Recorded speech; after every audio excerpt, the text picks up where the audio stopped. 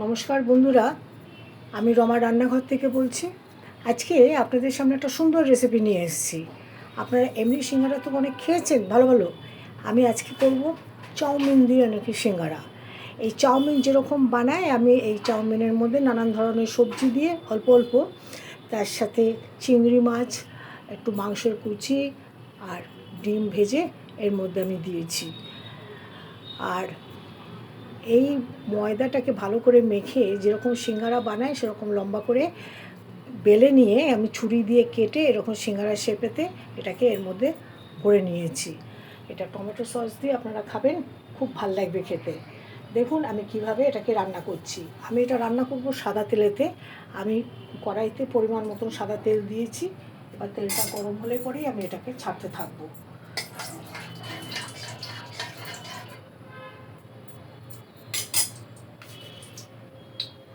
এখানে আমি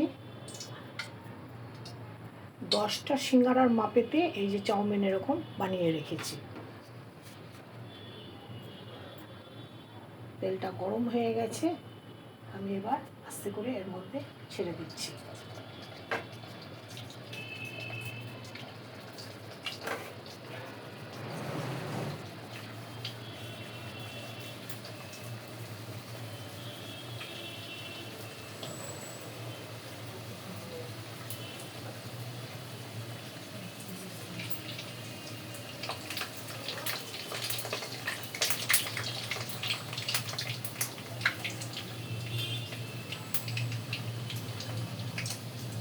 এই রান্নাটা আপনারা করে খেয়ে দেখবেন, দারুণ কিন্তু একটা সুস্বাদু রান্না।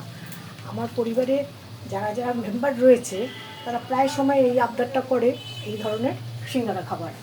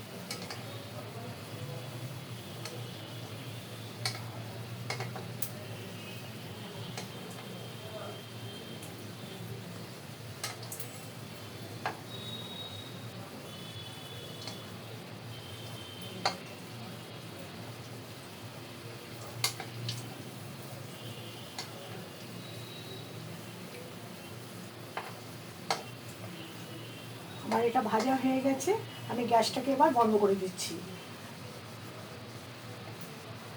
আপনারা এই রান্নাটা করে খেয়ে দেখবেন কেমন লেগেছে, আমাকে কমেন্টে জানাবেন, আমাকে লাইক শেয়ার সাবস্ক্রাইব করবেন। আজকের মতন এই সিজনে আমি অনেকই চলে যাচ্ছি বন্ধুরা, আপনারা সবাই ভালো থাকবেন। টাটা।